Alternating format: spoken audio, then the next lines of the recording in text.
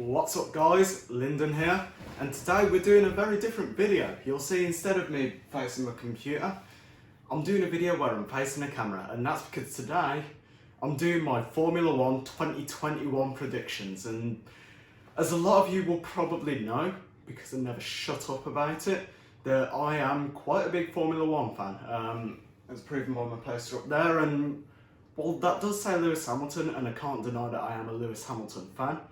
I am going to try my utmost. Well, I say try my utmost. I have given this utmost thought. I've given my predictions a lot of consideration. I've tried to make them as pragmatic and as unbiased as I possibly can. So I've really considered all the possibilities and every route. So without further ado, let's begin our predictions. So I'm going to start with the Drivers' Championship. So in 20th position, I am going to have to say it's going to be Nikita Mazepin of the Haas. And I say that because aside from not being a great person, which I know doesn't have much of an impact on the Drivers' Championship, if any, he's coming right from Formula 2. He finished 5th last year in F2, and out of all the drivers that Haas could have picked, I mean, there were many drivers that Haas could have chosen from. Many talents who I think would have been better suited than Mazepin, such as Romain Grosjean and Kevin Magnussen. But if they absolutely had to get someone from Formula 2, then they could have chosen from Callum Ilott. They could have had Robert Schwartzman, who both finished above Nikita Mazepin. And yet, they chose Mazepin, and I can understand to an extent why, because he's sponsored by Uralkali, and that's a big Russian agriculture and chemistry company, and I can understand that. You know, that's going to bring a lot of income to Haas, who might struggle a bit financially over the next regulation change. But I think there are other better drivers that they could have chosen, and on account of DNFs, racecraft and everything, I'm going to say Mazepin's dead last.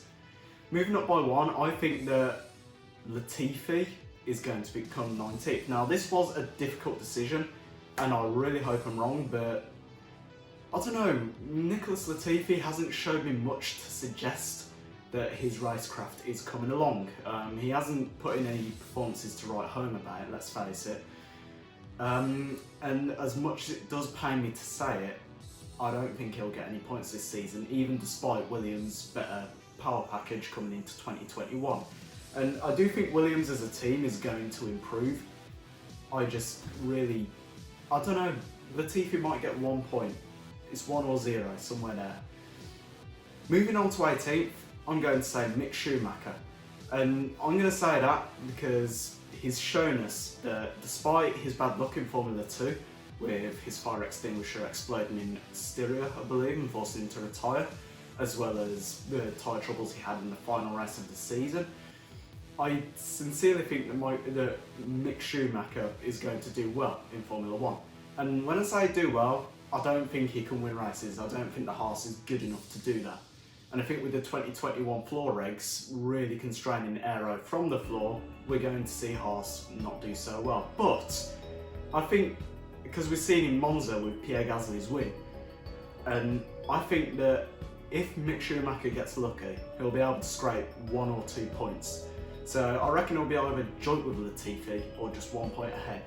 Now, George Russell in 17th. And the reason I say that is because while the Williams power package is improving, and he's proven himself to be very talented, with George Russell, I don't know. He's still a very new driver, he's still got a lot to learn, and that Williams still isn't going to be anywhere near the midfield. Sure, it's going to, I think that the Williams has potential to put in good performances and will put in some decent performances in 2021, but can I see George Russell getting more than 10 points? I don't think I can. I really hope that I'm proven wrong, but I can't see it happening. Moving on to 16th and 15th, I'm going to say Kimi Räikkönen and Antonio Giovinazzi. Now, I'm going to say this because I think Räikkönen would be ahead of Giovinazzi, because Räikkönen has a lot of experience. He's early 40s, he's been in Formula 1, he's a one-time world champion. So I think he's got a lot more experience than Giovinazzi and will be able to negotiate a lot of situations better. But I could be proven wrong. either way, I don't think both of the Alfa Romeo boys have put in many performances that I think would put them higher or would have really sort of raised my eyebrow. Apart from one from Kimi Raikkonen in Portugal when he started somewhere like 17th and made it to 11th by the end of the first lap. I think that was Kimi Raikkonen's experience showing through. He capitalised on the new environment, he capitalised on less grippy tyres at the very start. He's used to a lot of things in Formula 1 that newer drivers maybe aren't used to. So that's why I think that Kimi Raikkonen would be ahead of Giovinazzi. Moving on to 14th, I'm going to say Yuki Tsunoda. He's won a couple of races in Formula 2, that much I'm aware of, and in his rookie season he was in the championship fight. So that really does prove his talent, but I can't see him having a great first season in Formula 1. Of course, the AlphaTauri Honda package is good, but by the same token, it's Formula 1. There is a big step up between F2 and F1. And it's hard to say. I hope Tsunoda proves me wrong, but I don't know. I could be completely wrong. I haven't seen too much of Tsunoda, and from what I have seen, the guy can put in a good performance, but can I see him being realistically higher than 10th? No, I can't. And do I think that the only reason he's in a Formula 1 seat is probably because of Honda? Probably. Now, of course, I can't deny his talent. He's a talented driver, and not everyone could get that Formula 1 seat, and I'm glad it was him instead of Albon, to be completely honest, but I can't see him doing great. Now, I'm going to move on to probably one of the more controversial of these opinions. I think Alonso is going to be 13th, with Ocon in 12th. I can't see Alonso having a great season in Formula 1. He's been away for too long, and while he has done IndyCar and Indy 500, I can't see him having a smooth return to Formula 1. I sincerely think that he is all bark, no bite. And while experience can pay off, as we've seen with Kimi Raikkonen, Alonso's in his late 30s. Do I respect the fact that he's won 2 championships in 05 and 06? Yes. Do I respect his ability as a driver? Yes. Do I respect his history? Yes. Do I think he's going to have a great season with Alpine? No. And do I think that he's going to be out of Formula 1 as quickly as he entered? Yes. With Esteban Ocon, there haven't been many performances that really stand out to me. And in terms of Ocon, it's a strange one. He's had terrible luck with DNFs, but I think that Daniel Ricciardo was miles ahead of Esteban Ocon. Now, I could be wrong. Ocon could prove himself much better than 12th, but there haven't been any performances that suggest to me otherwise. The one thing I can commend him for is the fact that he had provisional pole, I think, in Turkey, and that was after really adapting to the rainy conditions. So hey, if we have a rainy season and he gets lucky, I think we could see Ocon do well. I don't know, that's a toss-up really. Next in 11th, Lando Norris. And I say that because with Lando Norris, of course he put in a podium at the start of the season in Austria. But has he done great since then? Have there been any performances to suggest that he could put in a podium all week, every week? I can't say that, no. I think with Austria, his podium, that was very much so a case of scenario 7 coming to his help. And now there are less regs. There's a regulation in force that says you can't have things like party mode in scenario 7. I don't think we're going to see Lando Norris put in last lap magic in 2021. I really can't see that. I think he's going to put in some good performances, but these are few and far between, as we've seen in 2020. The Mercedes power package could prove me wrong. He could adapt really well, could get higher up the grid, but can I see that happening? No, I can't. Next up, Carlos Sainz. It's going to be a strange one. On the one hand, he could settle into Ferrari really well and put in some absolutely blistering performances throughout the year. But has he put in any special performances this year? He fought Pierre Gasly really, really hard in Monza, but I have to be honest, I would have expected him to have overtaken Gasly. And he's shown skill. He led a race for a few laps in Portugal, and that was a great performance to have really cut through the Mercedes. And I think that if the Ferrari power package was better, Sainz would be far, far higher up the grid. But can I see the Ferrari engine improving in the next year? No. Can I see their aero getting much better? No. So that's why I'm putting Sainz in 10th. And to correspond with this theory about Gasly's win over Sainz in Monza, I'm putting Gasly in 9th. Gasly has shown a lot of promise and a lot of talent, and to be completely honest with you, I want to see him get out of Red Bull. I want to see him in the Alpine, because he's been kicked around by Red Bull too much. And I think now he's really sort of found his place in AlphaTauri, I think he's going to go far. I don't think he'll put in... I don't know if he'll win another race this season. He could. I could be proven wrong on that, but I don't think he will. But he is a very, very consistent driver, and I think that he will do well and get to 9th. Now, in 8th position, I'm going to say Charles Leclerc. Now, this was a tough one, because can I see Ferrari improving much? No. But can I see Leclerc developing much? Yes. I think Charles Leclerc is a really good driver who has a lot of talent, and I think over the next few years we're going to see a real coming of age. And I do think Charles Leclerc, if they can improve the power unit at Ferrari and the car for 2022, he's definitely a future world champion, and I can see it happening, Charles Leclerc winning. And the way he is as a driver, he never accepts second best. So I think that determination and that consistency that he's shown throughout the year is going to get him out. Now, I'm going to say the Aston Martin boys are going to be in 7th and 6th, Stroll then Vettel. I think I've put it in this order because, I don't know, it could go either way for Vettel. He could have a really great season and come into his own away from the Ferrari and with that Mercedes power unit, but he's used to the Ferrari power unit, he's used to Maranello, and a lot of people think, well, is he going to regain that spark? I think he will. With Lance Stroll, he's a good driver, he's talented, I can't deny that. But I genuinely don't think that Stroll would be consistent enough to go ahead of Vettel in the World Drivers' Championship. Now, I could be wrong, and in this battle I do have to say I prefer Vettel to Stroll. And do I think that both of them are going to win races in 2021?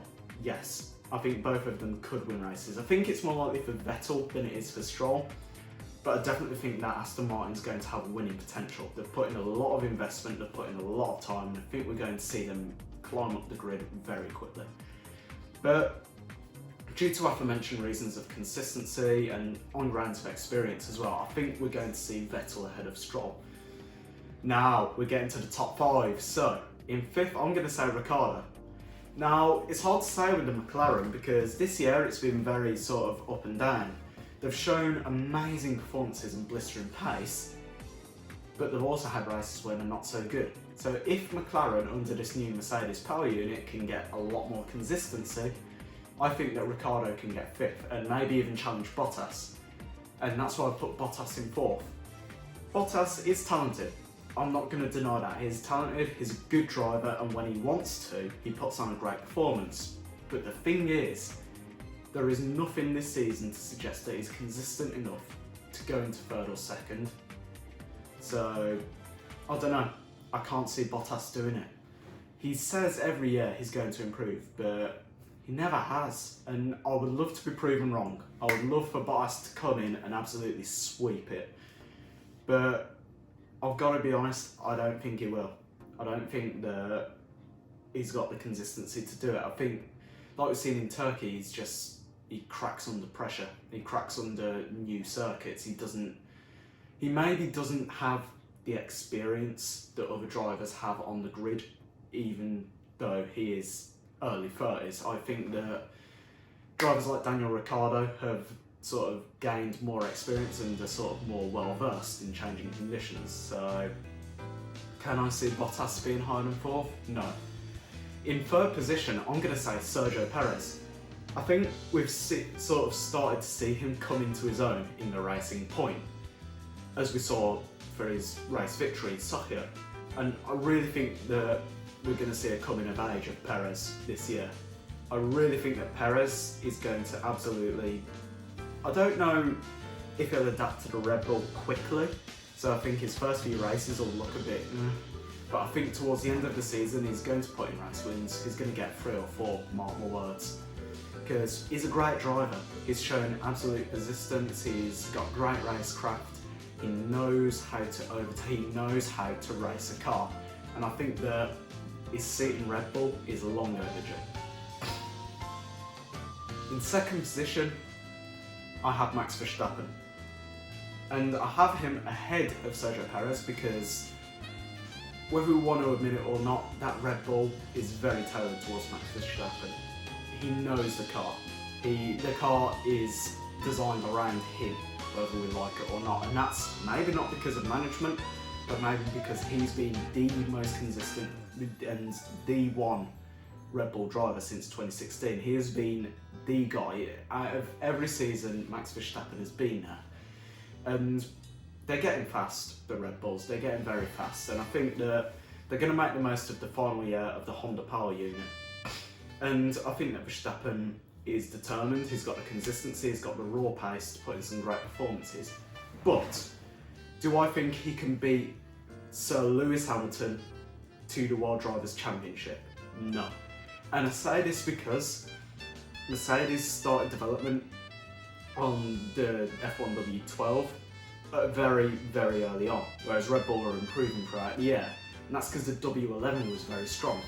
And I think that the W12 is going to be very dominant, and I think Lewis Hamilton can really drive it and take it to an 8th World Drivers' Championship. And I say that because he's shown to us his consistency, and I don't think that's just because he's got the car. I reckon that he's just very consistent as a driver. We saw in Monza, even though he didn't win, he managed to fight through the field, and I think he showed what he could do. And I sincerely think that Lewis Hamilton does have the talent and does have the raw pace, and it's not just the car. I think it's just that we haven't really seen that since 2014 because the car, the Mercedes, has always been so dominant. So I reckon it will be Hamilton's 8th this year. He's got the skills, he's got the pace, he's got the determination, and even recovering from COVID-19, he's got all the off-season to build up his strength and come back stronger. So those are my World Drivers' Championship predictions. So what does this mean for the constructors? Now, 10th is going to be Haas. I think that the Haas is going to be worse than the Williams next year on account of the fact that they've not got great drivers, they've not got experienced drivers, and as we seen in the car last year, it was in a terrible, terrible shape. So they would have been focusing all their resources on trying to get that up the grid. Of course, these tend to be futile. So I think the next Haas, the BF21, isn't going to get higher than 10. Now the Williams, I think with a little bit of luck and with a lot of technological development, which they're proving they can do, you know, the 2020 car was miles ahead of the 2019 car. So they're proving they can do it, they just need to do it again. And I think they could get 9th, maybe even 8th in the constructors, because the Mercedes power unit is so strong. If Williams can nail the aerodynamic element and their actual car and their sort of gearbox, because they're still producing their own, they haven't sort of gone over to Mercedes customer yet, I think they could get 9th or even 8th with a stroke of luck and with a lot of technological advancement, which I know they are doing and can do. So that means in 8th, Alfa Romeo, and in 7th, Alpine. And then I think it will be AlphaTauri in 6th, then Ferrari in 5th. Now I think McLaren will be 4th on account of Norris, because I just don't think he's consistent enough to deliver constant points to get in 3rd like they did in 2020. In 3rd, it has to be Aston Martin. More consistency, and even though Stroll might not be the most consistent, when he puts in a good performance, he puts in a great performance. And I think with Vettel there to coach him along, they're going to be a real powerhouse. Now, 2nd and 1st is going to be very, very close, I think. This one is going to go down to the wire. But it's going to be Red Bull 2nd and Mercedes 1st ultimately. I think Hamilton will pull ahead just enough to get Mercedes the World Constructors' Championship. I don't think it will be as plain sailing as it was this year. I could be wrong, they could be absolutely dominant, but on account of the joint performances of Perez and Verstappen, that's a very strong pairing. I'd say stronger than Hamilton and Bottas. But I think, I don't know, it looks like Mercedes is going to come out on top. Skin of the teeth, sure, but it is looking like Mercedes. As far as the World Drivers' Championship is concerned, how do I feel about Lewis Hamilton getting his 8th? I think you guys know how I feel about that, but what do I think about it with regards to Schumacher and his records being broken? Now, I think this is a great moment for the sport. I think that this is a sort of, I don't know. It's hard to say who the greatest of all time is because they've all had different cars over different periods. It's nigh on impossible to compare. But I think that Lewis Hamilton, given his performances, given his determination, is fully deserving of his 8th World Drivers' Championship. And as Michael Schumacher said, ich werde immer auf der Meinung, dass Rekorde das sind und der Boschen zu bleiben. So, what do I think will happen about the future of Formula One? Now, with the future of Formula One, it's hard to see where it's going for 2022. Like I said, I don't think Alonso has very long in that Alpine. I think he'll be out in 2022, 2023, and I think he'll make way for Pierre Gasly. Now, what do I think? Who do I think will fill that seat in AlphaTauri? Eurovips. Depending on his Formula 2 performance, he looked very strong when he filled in for Sean DeLeo, and he's looked very strong in Formula 3. So, I don't know. It is looking very, very good for Gasly. His future's bright, and it's looking very, very good for Eurovips. So now, as regards to Tsunoda, it could go either way. The guy could either absolutely smash it at AlphaTauri and go on to even fill the boots of Perez or Red Bull. But I don't know, that's not something I'm very certain about. I think it will be a few years in Formula 1 for Tsunoda, and then I think it'll be Super GT or something like that. I can't see Tsunoda sticking around after Honda goes. As far as Kimi Raikkonen's concerned, one of two things could happen. He could either retire after 2021, or he could go on for 3-4 more years. It could really go either way with Kimi Raikkonen. And I think it would be either extreme. I don't think he'd retire somewhere in between. He'd either retire mid-season or make 2021 his last, or he could go on for 4 or 5 more years. I genuinely think Kimi Raikkonen would just do that, because he's Kimi Raikkonen. Now, for Mercedes, what can I see happening? I can't see Bottas hanging on for much longer after 2021. I think Mercedes are going to be vying to get Russell in that Mercedes. So I think that we're going to see George Russell in a Mercedes alongside Hamilton. Then it's hard to say what will happen to Nico Hülkenberg, because we've got to remember he's going to try and fit into the equation somewhere. He could go to AlphaTauri or even Red Bull after the sort of retirement, the move of Tsunoda away from Formula 1, potentially. I don't know. Hülkenberg could go anywhere. He could be asked to fill Mazepin's boots in Haas. I can't see Mazepin lasting long, mainly on account of his actions. I think he's going to incriminate himself somewhere along the line and kick himself out of Formula 1 essentially. And if not that, his performances are going to get him out. And as for the Williams, who will fill Russell's boots, it could be Hülkenberg. But there are many, many talents in Formula 2. And I think that Callum Ilott will be vying to fill the boots of someone who leaves the Haas or leaves the Alfa Romeo. So the future of Formula 1's bright. I can see the return of ground effect really adding some fun to the sport. And I can see the racing getting a lot closer as well with these price caps and things. And I can see more teams coming in. I can see perhaps Campos doing another venture into Formula 1. They tried in 2010 with HRT, but I don't think the circumstances were right. I think in 2022 the circumstances are more than right. With Pantera Asia, I definitely think that they're going to give Formula 1 a shot, and I definitely think they'll be in 2022. And I reckon we'll hear more about that in the coming months even. I reckon they're ready. What power unit? I can't say. Probably Renault, because it's probably going to be one of the cheaper power units. But that's all I can really say for my predictions for Formula 1 in 2021 and beyond. I will review this video after the season's done and see how wrong I am, but those are my predictions.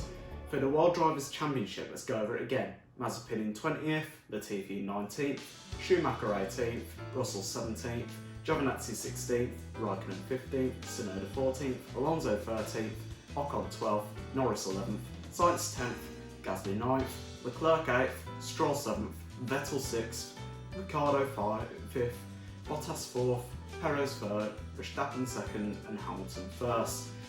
For the constructors, it's going to be Haas in 10th, Williams in 9th, Alfa in 8th, Alpine Renault in 7th, AlphaTauri in 6th, Ferrari in 5th, in 5th even, McLaren in 4th, Aston Martin in 3rd, Red Bull in 2nd and Mercedes in 1st.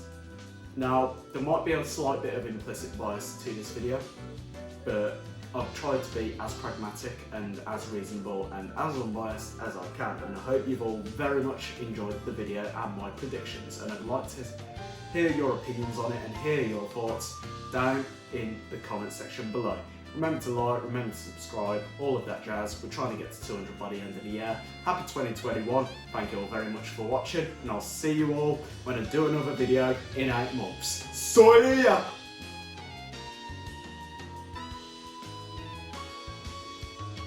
Moving on to 18th, I'm going to say Nick, I'm going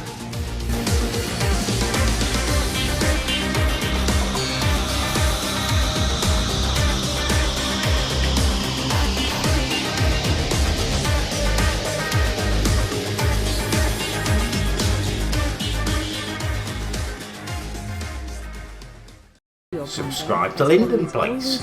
Do it. It's well worth it.